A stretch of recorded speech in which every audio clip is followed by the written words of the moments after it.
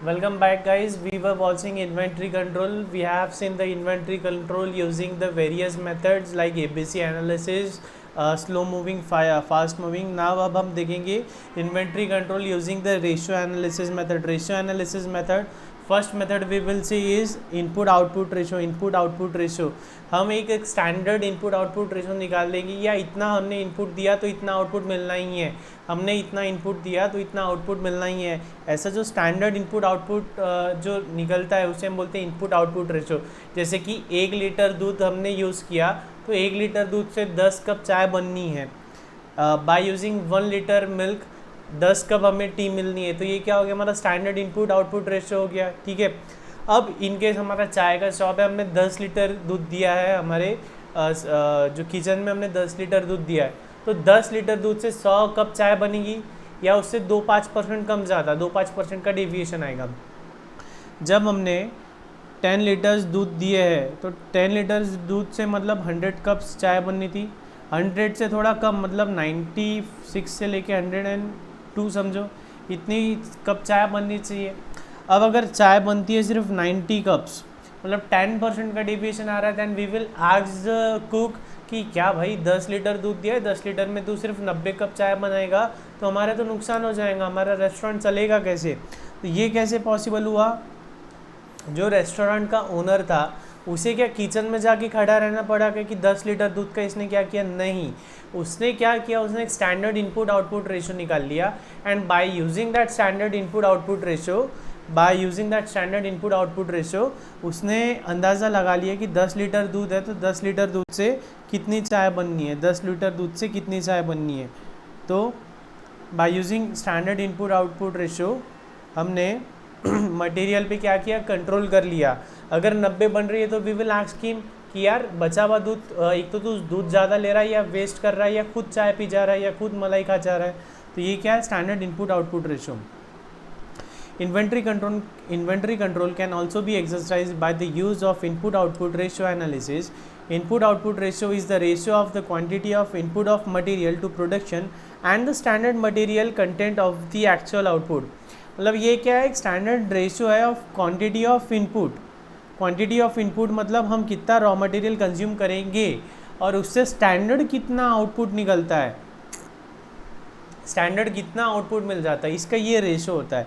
This type of ratio analysis enables comparison of actual consumption and standard consumption, thus indicating whether the usages of material is favourable और adverse. ये हम detail में पढ़ेंगे standard costing topic में, but still एक glimpse हमने पहले भी लिया है, एक बार फिर ले लेते. हमारा एक स्टैंडर्ड होता है कि 1 लीटर में 10 कप चाय, 1 लीटर में 10 कप चाय, लेकिन 1 लीटर में सिर्फ 8 कप बन रही है. तो ये क्या है, एडवर्स डेविएशन है. ये क्या हो रहा है, एडवर्स डेविएशन हो रहा है. तो हम उसके जड़ तक जाएंगे कि क्यों चाय कम बनी, क्यों हमारा जितना आउटपुट स्टैंडर्ड डिसाइडेड था उतना आउटपुट हमें नहीं मिल रहा, ये हम देखेंगे. ये कब पॉसिबल हुआ, it is possible only because of input output ratio. It is possible only because of input output ratio.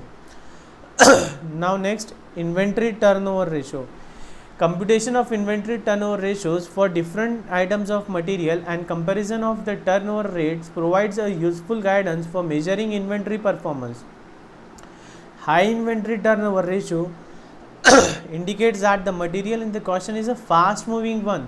A low turnover ratio indicates over investment and locking up of the working capital in inventories. Inventory turnover ratio may be calculated as follows. देखो, हमने पिछले topic में देखा था fast moving slow moving. Fast moving slow moving से हमें क्या पता चला था कि सर फास्ट मूविंग वो आइटम्स है जो हमें रेगुलर बेसिस पे लग रहे हैं, जल्दी जल्दी लग रहे हैं, ठीक है, और स्लो मूविंग्स वो आइटम्स थे जो हमें कभी कभी लग रहे थे. तो हमने ज़्यादा स्टॉक फास्ट मूविंग का रखना चाहिए या स्लो मूविंग का रखना चाहिए, ऑब्वियस सी बात है फास्ट मूविंग का. और स्लो मूविंग में हमने सर उतना ही पैसा डालना चाहिए जितना हमें रेगुलर बेसिस पे लगने वाला है. ज़्यादा स्लो मूविंग का अगर हमने स्टॉक कर लिया तो हमारे क्या है, वर्किंग कैपिटल में बेफिजुल में पैसा अटक जाएगा, है ना. तो इन्वेंट्री टर्नओवर रेशो वही है. इन्वेंट्री टर्नओवर रेशो क्या बताता है, इन्वेंट्री टर्नओवर रेशो बताता है कि हमने एक बार कोई मटेरियल खरीदा है तो उसका कंजम्पशन कितने दिन में हम करते हैं या कितने बार हमें उसका परचेज ऑर्डर प्लेस करना पड़ रहा है, हमें हमारा वर्किंग साइकिल कितना है। एक बार हमने अगर 10,000 यूनिट्स परचेज किए, so how long this 10,000 units would be sufficient for us to carry our production process without any interruption. Okay, तो इन्वेंट्री टर्नओवर मतलब कितना राउंड्स हो रहा है उसका, कितने बार उसका साइकिल कंप्लीट हो रहा है। So the inventory turnover ratio is given by the formula cost of material consume during the period. Cost of material consume during the period मतलब टोटल मटेरियल हमने जितना कंज्यूम किया है divide by cost of average stock held during the period. Average कितना stock हमने hold किया था। I repeat, cost of material consume मतलब टोटल कंजम्पशन। ये क्या हो गया, total consumption. This is what, this is total consumption and it is divided by cost of average stock hold during the period. मतलब average कितना stock था हमारे पास। अब एवरेज स्टॉक का फॉर्मूला क्या है, opening plus closing divide by 2, है ना। Opening plus closing divide by 2, ठीक है।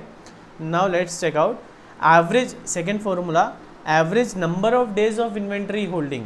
ये क्या था हमारा, इन्वेंट्री टर्नओवर का आ गया। इन्वेंट्री टर्नओवर मतलब कितने बार हमें इन्वेंट्री लेनी पड़ रही है, ठीक है। अब average number of days of inventory holding.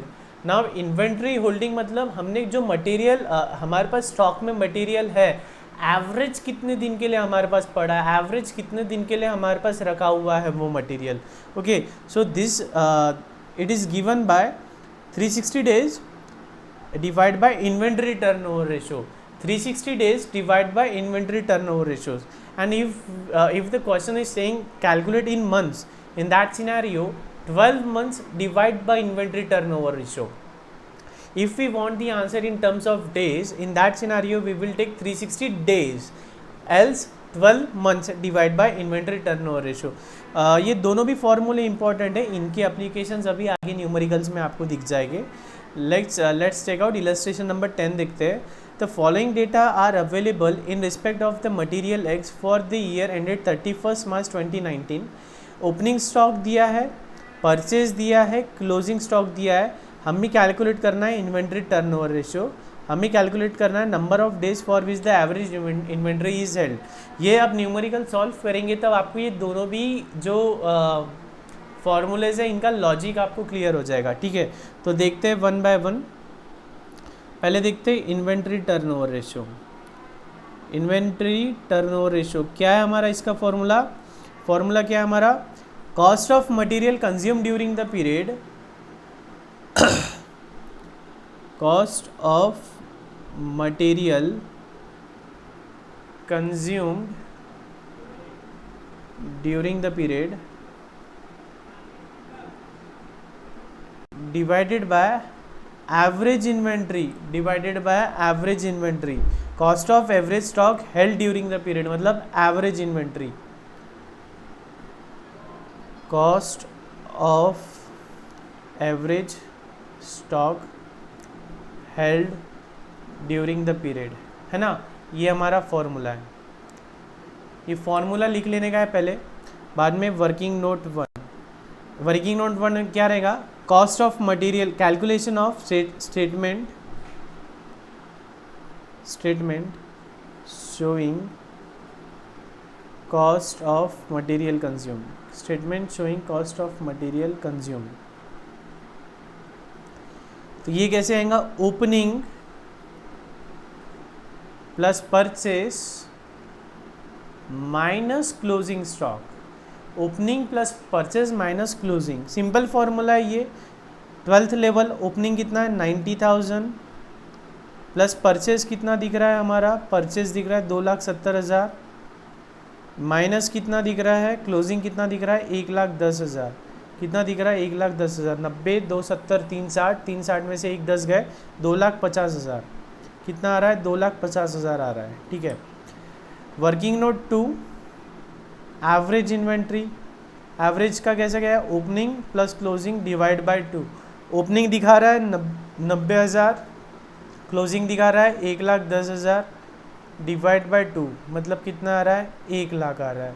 और कितना आ रहा है 1 लाख आ रहा है, ठीक है।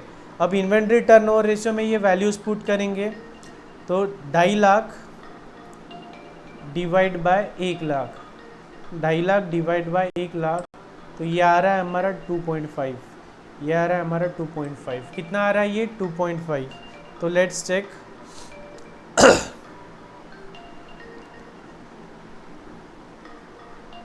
2.5 आ गया ये देखो, cost of stock of raw material consume divide by average stock of raw material.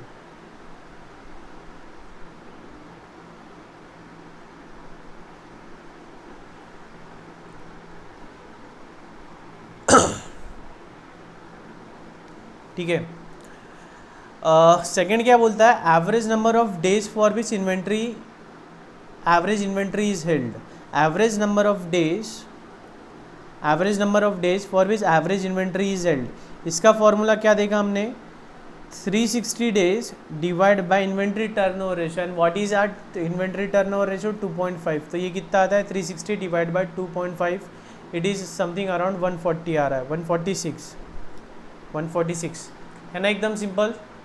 Okay, illustration 11 same है, इलस्ट्रेशन 10 के जैसा ही है, ये आपको सॉल्व करना है, सेम डेटा दिया हुआ है, ओपनिंग दिया है, परचेज दिया है, क्लोजिंग दिया है, हमें निकालना है inventory turnover ratio. Inventory turnover ratio कैसे निकालेंगे हम, टोटल इन्वेंट्री कंज्यूम्ड है ना, सबसे पहले क्या है, cost of material consumed divide by average of cost of average stock held, तो हमें वो निकालना है जैसे अभी पहला वाला सॉल्व किया है। अब इसमें एडिशनल क्या बोला है, कमेंट, तो कमेंट क्यों बोला है, हमने मटेरियल ए का निकाला है, मटेरियल बी का निकाला है, दोनों का कंपैरिजन देना है। तो सिंपल है, आपको बताना है कि किसका टर्नओवर ज़्यादा है किसका कम है, इसका मतलब कौन सी इन्वेंट्री ज़्यादा खरीदनी पड़ेगी। ठीक है,